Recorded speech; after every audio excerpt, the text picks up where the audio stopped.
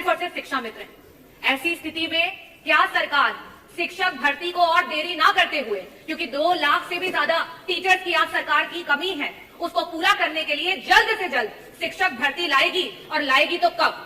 और साथ ही साथ जो हमारे शिक्षा मित्र उतना ही काम कर रहे हैं और उनके पास जो है टेट क्वालिफाइड है, उनका समायोजन करने या उनका मानदेय जो है उसको बढ़ाने के लिए सरकार कब विचार करेगी?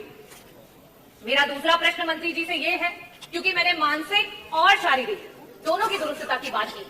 जो टीचर्स आज आपके बीएलओ बने पड़े हैं, जो टीचर आपके सर्वे कर रहे हैं, जो टीचर गणना कर रहे हैं, जो टीचर आपके मिड डे मील करवा रहे हैं, जो टीचर आपका अगर समूह का विवाह हो रहा है तो उसमें दुल्हन को ब्यूटी पार्लर लेकर के जा रहे हैं, और अलीगढ़ में तो हद मचा दी, एक टीचर को आपने कुत्ता गिनवाने के लिए लगा दिया। ये आपकी सरकार है।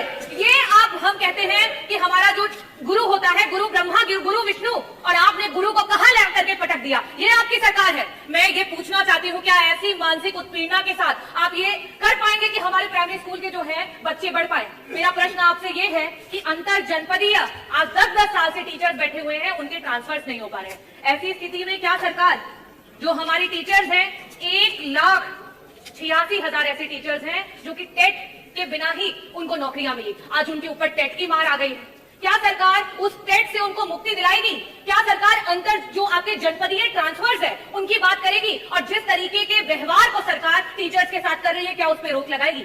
और साथ ही साथ 35 टीचर और शिक्षा मित्र जो हैं वो मौत की घाट उतर गए। बीएलओ के रूप में वो काम कर रहे थे और उन्होंने आत्महत्या कर ली। इन लोगों के लिए क्या सरकार उनके परिवारों में एक सरकारी नौकरी और साथ ही साथ मुआवजा देने का काम करेगी?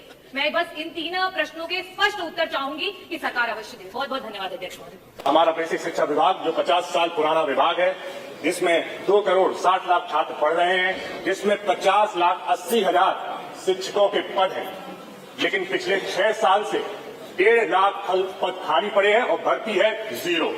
वो विभाग जो आदरणीय नेताजी मुलायम सिंह जी और आदरणीय बाबूजी कल्याण सिंह जी का पसंदीदा विभाग था, जिन्होंने प्राथमिक विद्यालयों को विस्तार से बढ़ाने के लिए और शिक्षक नियुक्तियों को करने के लिए विशेष योगदान दिया, आज वही शिक्षक जो क्लास में भी पढ़ाता है सर, टेस्ट भी देता है, कॉपियां भी जांचता है, प्रोग्रेस रिपोर्ट भी बच्चों की बनाता है, अटेंडेंस भी लगाता है, स्कूल के रिकॉर्ड भी मेंटेन करता है, गवर्नमेंट पोर्टल को भी अपडेट करता है, मिड डे मील चलाता है, टेस्ट बुक बांटता है, इलेक्शन ड्यूटी में भी जाता है, सेंसस पे भी काम करता है, कोविड के खराब समय में प्रदेश सरकार का मदद करता है, सर्वे करता है, और अभी फिलहाल में एसआईआर का जो जबरदस्त काम करता है।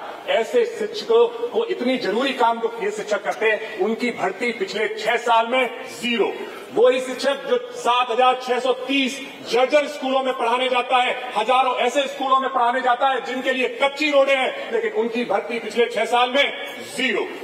5 लाख बीएड बीटीसी करके छात्र हर साल निकल के आते हैं। 40 लाख बीएड बीटीसी करके छात्र पिछले 6 सालों में सड़कों पे, गांव में, शहरों में दर की ठोकर खा रहे हैं। 12,000 टीचर हर साल रिटायर हो रहे हैं। 9,508 ऐसे स्कूल हैं जहां पर एक ही शिक्षक है, सिर्फ एक शिक्षक। आप बताइए उनका उस स्कूल का स्टैंडर्ड क्या होगा? 23-24 में, अकेले 23-24 में 16 लाख बच्चों ने ड्रॉप आउट कर लिया। दिव्यांग बच्चों के जो शिक्षक, दिव्यांग बच्चों को पढ़ाने के लिए जो शिक्षकों की जरूरत है, ऐसे 5,300 पद खाली पड़े हैं। पढ़ाई की गुणवत्ता गिर रही है, शिक्षकों पर ओवरलोड है, मानसिक और शारीरिक दबाव है, स्कूलों में को करिकुलर एक्टिविटीज 0 है सर। सरकारी योजनाओं में भी कभी कभी इंप्लीमेंटेशन में कमी आ जाती है, और आरटीई जो राइट टू एजुकेशन जो उसका भी उल्लंघन है, उसमें भी अनुपात उसके हिसाब से कम है। और लेकिन हमारी सरकार सो रही है, पिछले 6 साल में भर्ती है 0। और आपने क्या किया?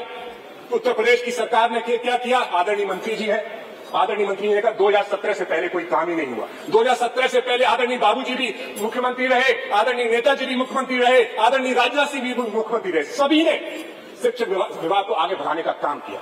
लेकिन आपने क्या किया? 2018 में 69,000 जो सरकारी भर्ती निकली थी वो कोर्ट में हिलगी पड़ी है। आपने क्या किया? अनुपात के झूठे आंकड़ों को देने के चक्कर में आपने शिक्षा मित्र को शिक्षकों में जोड़ लिया, और लेकिन जब उनको सैलरी देने का वादा आया तो आपने सिर्फ भी 10,000 रुपए सैलरी। आपने क्या किया? 26,000 कंपोजिट स्कूल बंद कर दिए। आपने क्या किया? 11,000 स्कूलों का मर्जर करके उनका स्टैंडर्ड घटाने का काम किया। आपने क्या किया? जिन टीचर्स का ट्रांसफर किया उनको अभी तक आपने वापस तबादला नहीं किया। आपने क्या किया? 1,86,000 शिक्षकों को टीईटी परीक्षा में फंसाने का काम किया। आपने क्या किया? मानव संपदा पोर्टल पे जहां पे शिक्षकों के विवाद, उनके वेतन से रिलेटेड समस्याएं 7 दिन में सुलझ जानी चाहिए, वो लाखों की समस्याएं बहुत महीनों तक लंबित पड़ी हैं। ये है आपको शिक्षकों से लेकर आपकी सीरियसनेस। क्यों नहीं चाहते कि लोग यहाँ पे पढ़े? क्यों? सिर्फ इसलिए कि शायद वो प्रश्न पूछेंगे?